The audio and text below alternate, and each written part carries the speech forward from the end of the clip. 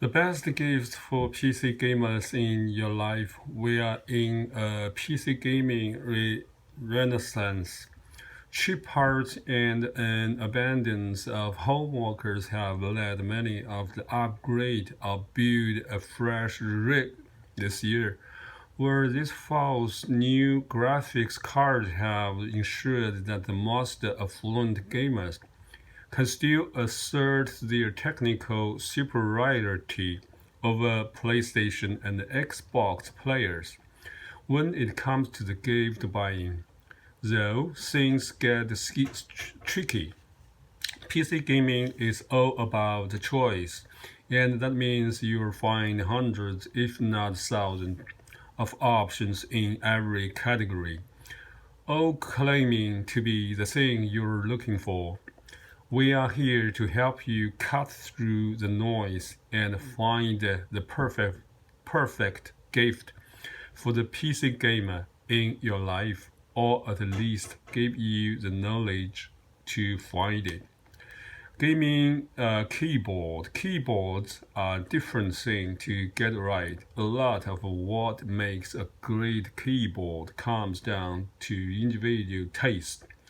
So you need to work out what your giftee likes. The first thing to consider is what are their priorities.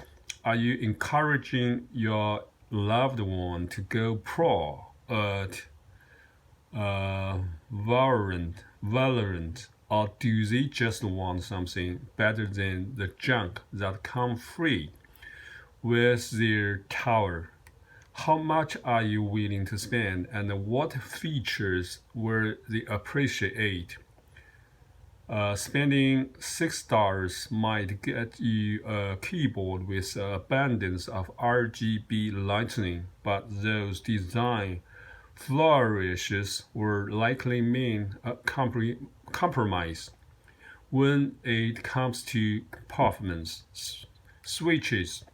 There are two main categories of keyboard you will be thinking about: mechanical and membrane. Mechanical keyboards have individual switches, usually comprised of a spring and a lever mechanism for each key. Membrane keyboards use conductive traces to detect individual key presses and typically utilize rubber dooms to approximate the spring and resistance of switches.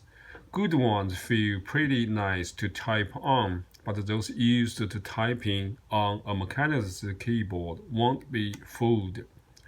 If you know nothing less than a mechanical keyboard will do, congratulations, your job is still nowhere near complete.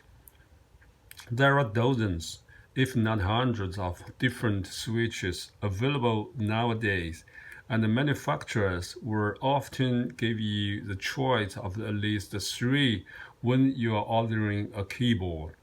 Mechanical switches can be subdivided into three categories: linear, tactile, and clicky.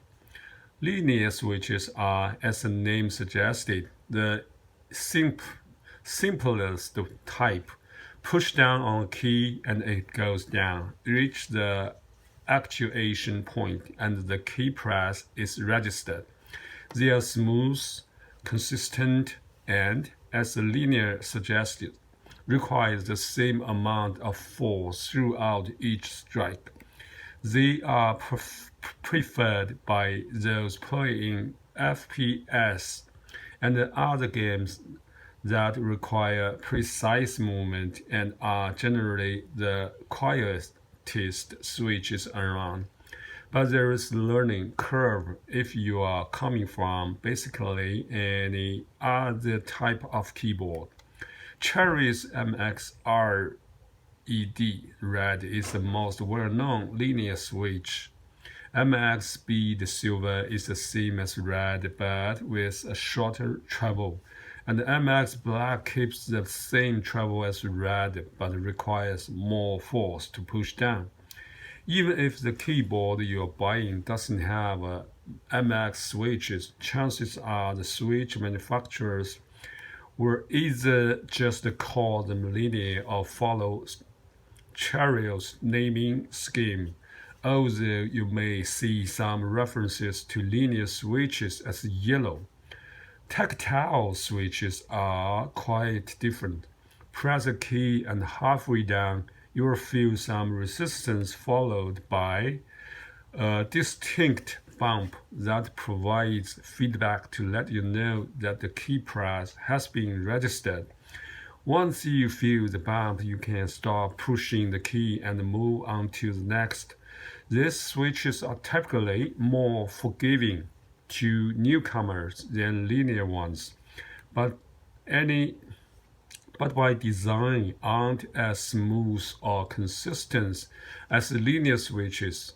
In Cherry parlance, tactile switches are known as MX brown, MX clear, and MX gray, where some manufacturers use green. Even being irritated by the sound of an inconceivable loud keyboard, you have probably heard a clicky switch. They feel similar to tactile switches, but each key press emits a click to let you know you are typing. If you are buying for a roommate, partners, or child, or you are regularly going to be in close proximity to other keyboard, you might want to look elsewhere. But many love the audible feedback, especially when typing, rather than playing games. In fact, this article was written on a clicky keyboard. Cherry's MX Blue are the best known clicky switches, but many manufacturers use white or green. If you are feeling overwhelmed right now or have no idea how to proceed, do some detective work to see what your gifty currently uses or might like. Generally, if they are coming from a laptop or a membrane keyboard, they will probably find the tactile switches easiest to adjust to. But if you know they want to become an expert star, a linear switch will probably be worth the initial struggle to adjust. Design and extras. Once you are decided on switches, the only thing left are layout and extras. A full-size keyboard can be large, so tankless designs omit the number pad, while smaller keyboards may strip out the function raw or even the arrow keys. If you know your giftee has a smaller desk, a tankless design might be in order. Otherwise, a full-sized keyboard is probably the safest bet. As for extras, this mostly come down to whether there are additional keys added and how complex the backlighting is. Medium controls are definitely nice to have, as they will let someone switch up their music without tapping away from their games. Macro keys can also be useful, depending on the types of games the recipient plays. Someone into World of Warcraft will likely get far more use from macros than the Minecraft players, for example. All of which brings that design. A lot of the keyboards you will find definitely have that gamer aesthetics, which is a taste your loved one may or may not have acquired. The thing is, so long as the backlighting is customizable, the fact that a keyboard is capable of shooting rainbows across its face every time you press a key doesn't mean it has to. A high-quality RGB setup could just as easily be utilized to ensure static and consistent backlighting, or to only illuminate the keys you use in a certain game. The best gaming keyboard, with the above advice and some thorough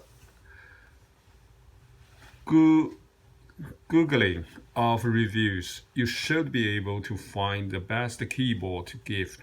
If you are in a rush or are just looking for a place to start, here are 3 picks for various price points.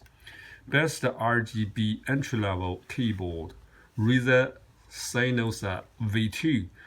The Synosa V2 is one of the best membrane keyboards around. It features a standard layout with additional medium controls above the numpad and some additional key features hidden behind a function key. The keys are expected from a membrane will feel a little spongy, but are responsive and definitely a step up from picking keyboards or those in most laptops, as you'd expect from a company like Razer.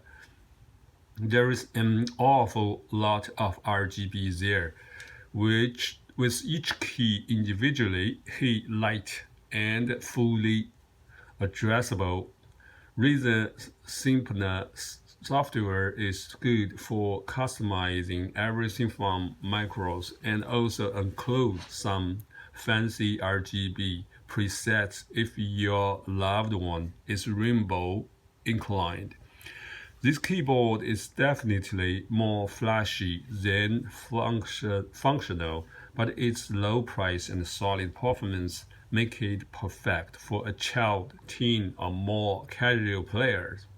If this is in your budget range, but you are after something a little more subdued, you could try Logitech G213 by Synosa V2 at Amazon, $60 by Synosa V2 at Best Buy, $60. Best gaming keyboard for most people, Corsair K70 MK2. The K70 has long been a safe choice for a mechanical gaming keyboard. It has a standard layout with added media keys, including a nice volume roller and a button dedicated to locking the Windows key. There is a wide range of switch options, all provided by Cherry, covering linear, tactile, and clicky.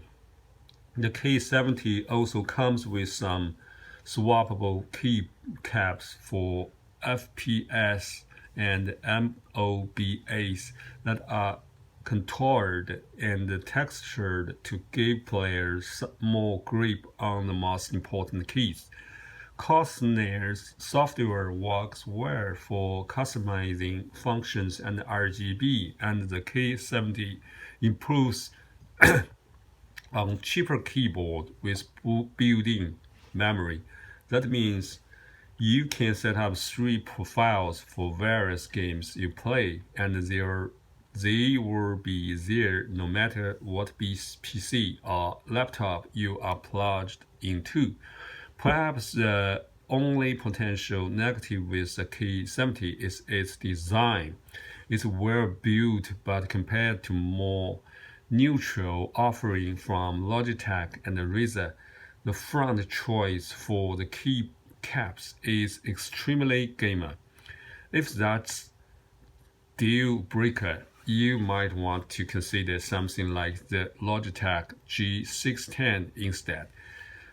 It's a little more bare bones than the K70, but it's perpetually on sale and can be found for under $100. Buy Corsair K7 MK2 at Amazon, $152. Buy Corsair K7 MK2 at Walmart, $152. best high-end wireless gaming keyboard, Logitech G915 Lightspeed. The G915 is a lot of keyboard for a lot of money. It's a standard layout with a bunch of additions on top, including media controls and 5 micro keys.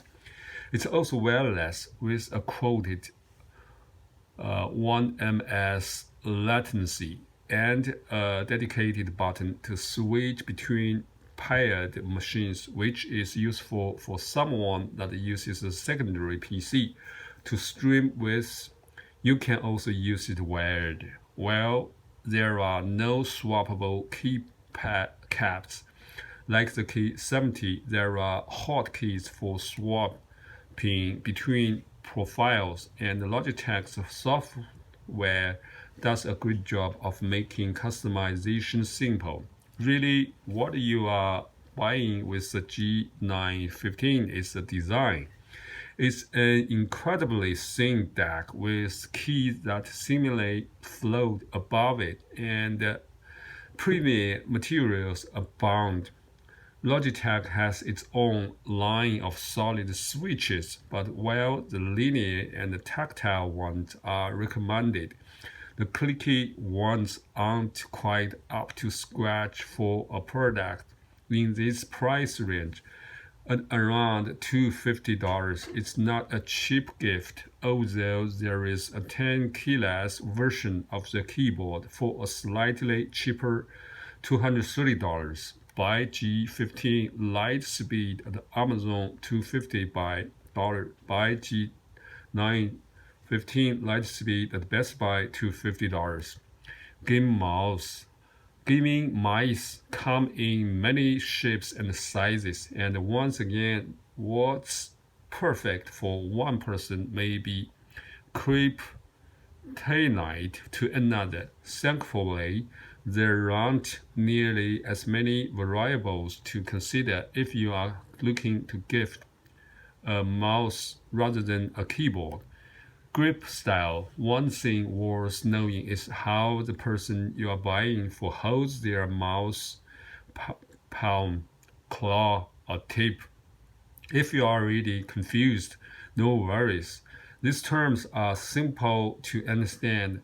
A palm grip, as the term suggested, has your palm sitting on the rear, while your fingers and thumbs envelope the rest of the mouse. A claw grip is similar, but your hand is more arched, and your fingers are in a claw shape, only making contact with the mouse at the pads. The tipped grip is then a more extreme take on the claw, with the palm raised off the mouse and only the tips of your fingers and thumb making contact. This isn't a very common style at all. Chances are the person you are buying for is a palmer, which is good as they are compatible with the majority of mice. If they are not, the other grip styles to discount same mouse shapes, but there are still plenty of models to choose from. Buttons. Every mouse is going to have a primary button, a second button, and a scroll wheel. When it comes to gaming mice, you will struggle to find one that doesn't have at least 2 extra programmable buttons on the side. These can be mapped using the manufacturer's software to activate an ability in a game, push to talk, or really to anything you can imagine. What you are really paying for the flexibility. You may have seen gaming mice with a huge number of side buttons, which are mostly targeted at people that play MOBAs or MMOs. Your giftee might benefit from mapping myriad functions to the side of their mouse, but they also might not. Let's say the person you are buying for plays League of Legends every day, If they are not already using a mouse with dozens of buttons, they will have already developed muscle memory in their keyboard hand. For every function, you'd map to those extra mouse buttons, switches, sensitivities, and trackings. Don't worry, we are not about to spend 5 minutes running through various switch colors. You might see a manufacturer talking about mechanical or optical switches, but they're not massively important. Any mouse we are recommending in this article clicks just fine. CPI listed as DPI by some companies. It's a common spec to see marketed. It means count per inches and refers to the number of times a mouse can detect movement while being moved 1 inch. As you'd imagine, a 25,600 CPI mouse is going to be more sensitive than a 12,000 CPI on one. However, no one would actually want to use their mouse at that rate. These days, it's easier to view those huge numbers as a vulgar approximation of sensor quality, or just marketing fluff. Sensors are most accurate towards the lower end of their range, so pro players typically set CPI at something like 800 when gaming to ensure perfect tracking, and then adjust the sensitivity in their game of choices menu. What you should be looking for is a mouse that can be fine-tuned, ideally in increments of 100. To match exactly what the user wants. Many mice will also let you store various CPI rates either via software or on the mouse itself, and switch between them with a dedicated button. Even if you don't have a dedicated button on the mouse, most software allows you to bind CPI switching to a keyboard combination.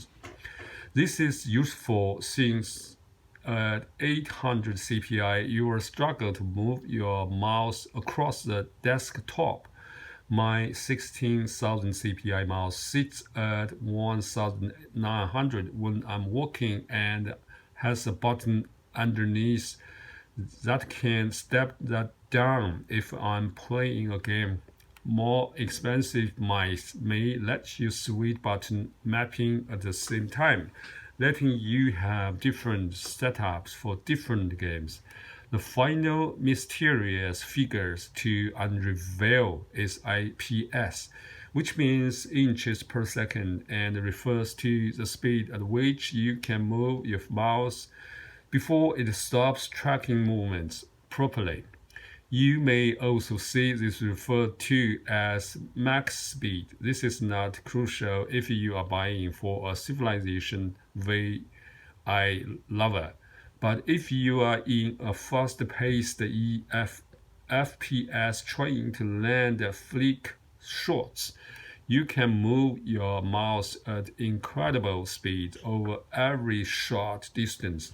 It's common nowadays to see high-end mice rated at 400 plus IPS, which is overkill. It's unlikely even the twitchiest of gamer will surpass 200 IPS, so those lighter numbers are really just a mark of quality. There are other figures you will frequently find on spec sheets, such as polling rate and max acceleration, or G. Any modern gaming mouse from a reputable brand will offer a high polling rate, typical 1000 Hz, while the acceleration rating is roughly in step with the IPS number. Textuality. This one's really simple. Are you buying for a left or right-handed person. It's rare to find a mouse purpose-built for left-handed people. Only one model comes to mind right now, and that unfortunately discounts lefties from using a lot of mice. There are, however, a number of ambidextrous mice that work equally well with either hand. As you'd imagine, these are popular with left-handed folks, but they are also useful if a right-handed person needs to do something else with their dominant hand, like sketching on a graphics tablet. The best gambling mice, best palm grip gaming mouse for most people, Razer Randinsky X Hyperspeed. At $60, it's hard to go wrong with Razer long-standing Rescue line. It's built for palm grippers with two left-side buttons and channels to rest your thumbs on when it's not clicking. The X Hyperspeed variant, we are recommending this wireless and forgoes flashy RGB lighting in favor of battery life. It claims 285 hours of run time in its performance wireless mode or 450 hours over Bluetooth. Bought from a single AA battery, there is a button just behind the scroll wheel that lets you switch between the two connection models to save battery life when you are not in game. It's got a decent heft to 7G without a battery, and it will offer nice feedback when you are scrolling. At 16,000 CPI and 450 IPS, Razer's sensor is more than capable of keeping up with any type of game, and the mouse has onboard storage for up to 5 CPI rates, meaning you will be able to switch to your preferred settings, whether you are at your own computer or somewhere else. As hinted, there are other basilisk mice to choose from, going all the way up to the $170 Biscuit Ultimate, which has many more programmable buttons, a charging dock, and a ridiculous 14 customizable RGB zones. By Brasco X Hyperspeed at Amazon $59. SteelSeries Revo 3 offer a fantastic set of features for a very low price, well suited for any right-handed grip. It's a weird mouse that doesn't throw up the huge numbers of more expensive rivals, but still has everything most people need. At 77G, it's light without feeling cheap, while its sensor tops out at 8,500 CPI and 300 IPS, which is squarely good enough. You will find 2 programmable buttons on its side, and a third just behind the screw wheel as a nice extra. The Revo 3 even has some RGB lighting around its base, which can be customized or disabled with SteelSeries app. The Viper is a long-standing staple on many best gaming mice lists, chiefly because left-handed people exist, and it's an unfussy mouse that's good for left-handed people. It's a very lightweight 69G wired mouse that plays it safe. On a feature side, you will find the same sensor as the Logitech X Hyperspeed, rated for up to 16,000 CPI and 450 IPS, and onboard storage for 5 presets switchable with a button on its underside. There are 2 programmable buttons suited on either side of the mouse, and the Razer logo can be set to glow in any color you can think of. The weight of the Viper can make it feel a little cheap at first, but it also makes it easier to maneuver. If you are looking for a flasher gift, Razer offers a lot of variations of the Viper, including a wireless ultimate variant with a charging dock, a 20,000 CPI 650 IPS sensor, and an additional programmable button next to the screw wheel.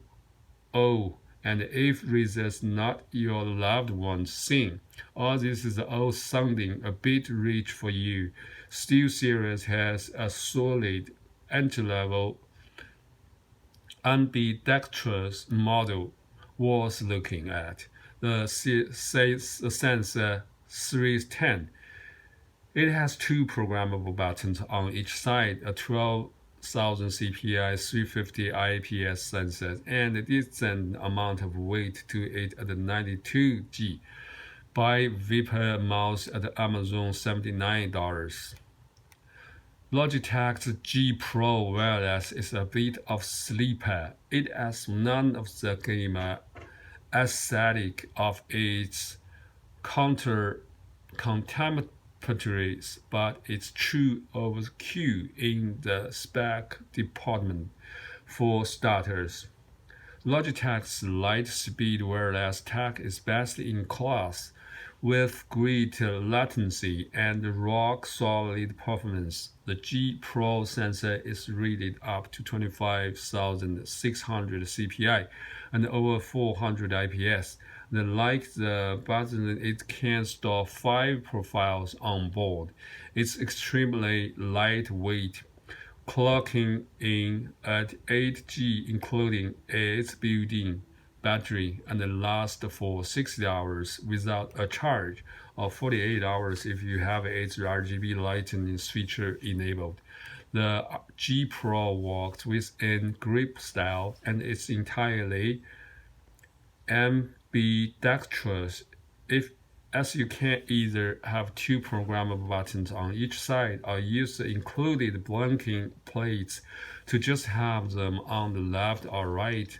Logitech's screw wheel is very light, but still offers good feedback, and its primary two buttons are, by virtue of some complex engineering we won't get into here, extremely quick and responsive. At $130, it's not cheap, but it's also one of the best gaming mice money can buy.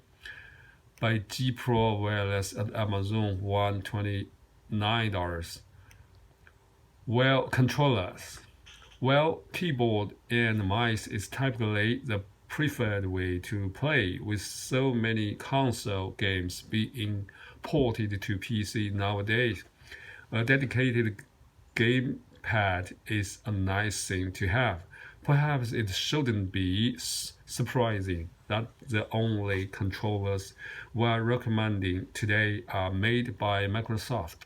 The company has been making gamepad for decades, and since the Xbox 360, they've been up there with the best in the industry. Support for competing button layouts and input standards, as found on Sony's DualShock controllers, has improved in recent years.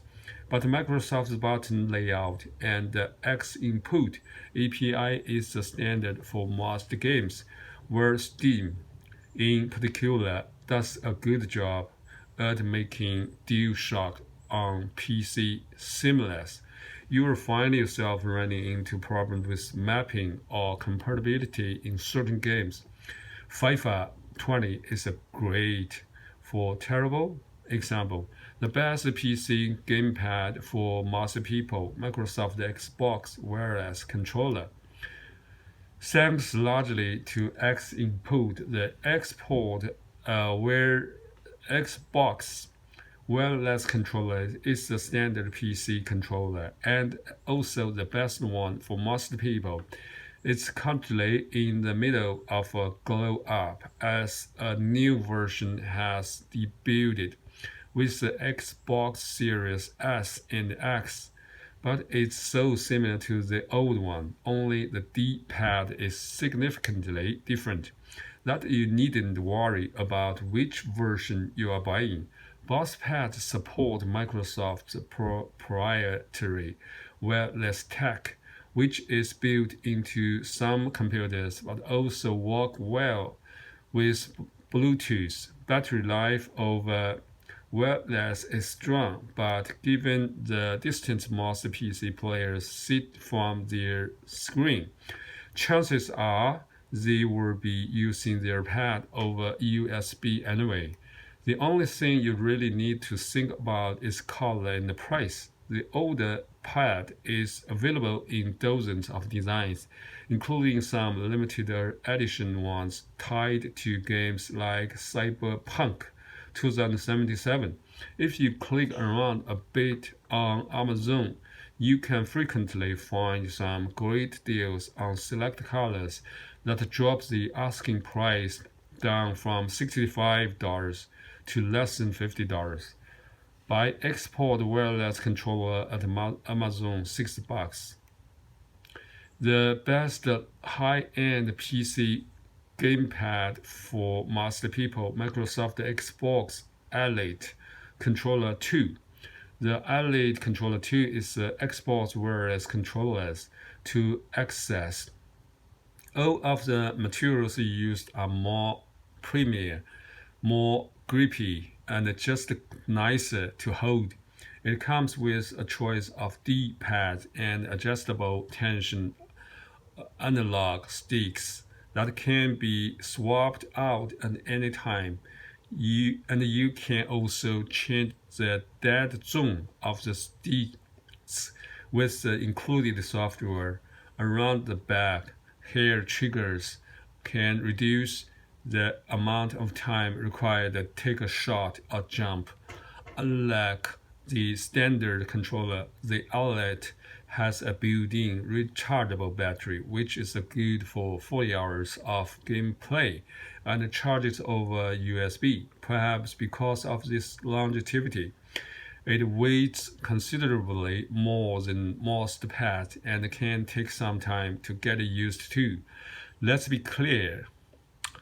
At $180, this is not a sensible purchase, but that also makes it a great gift if you are really looking to splash out on someone.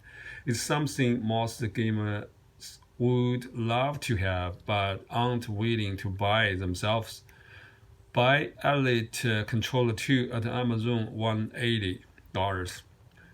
Streaming and YouTube gear. You don't need much to get started on Twitches, a computer, a camera, and you are there. If you know a gamer who aspires to be the next Twitcher and or YouTube star, though there are dozens of small items you could give them to help make their lives easier or their stream better. Logitech Webcam. Chances are that anyone interested in streaming has a decent webcam already, but if they are still using the camera built into their laptop or monitors, Logitech's entry-level options are a solid step up. They are the de facto streaming standard, and each has their strengths and weaknesses. The C920 HD Pro is the best all-rounder, offering a high-quality glass lens and a full 1080p capture at 30 frames per second, making it a great webcam for video calls. The C920S is the same but with a privacy shade. The downside is that even at 720p capture will be struck at 30 frames per second, rendering your output less smooth than the 60 FPS gameplay typically streamed. The C922 tops out at 720p but can handle 60 FPS output, making it a better fit if the only concern is streaming on Twitch. The recent work from home boom means all webcams are hard to find right now, but the C920 HD seems to be easiest to find in stock. Logitech has a number of step-up cameras to choose from, but the best option is the Brio. It has an ultra-wide lens and a 4K sensor. Neither of which were sound as useful at first, but trust us, both are. What that setup allows streamers to do is choose their field of view, i.e. how zoomed in or out an image is, without physically moving their camera. The Brio can also stream at 1080p 60 or 720p 90. The big bonus, and the reason we recommend the Brio over, say, the slightly cheaper Stream Cam, which can also handle 1080p 60, is Windows Hello support. The Brio has an IR sensor next to its cameras that lets it recognize faces, and so the Brio can be used to log into a computer without a password. Hello cameras are fairly common on laptops nowadays, but it's a luxury that few gaming setups offer.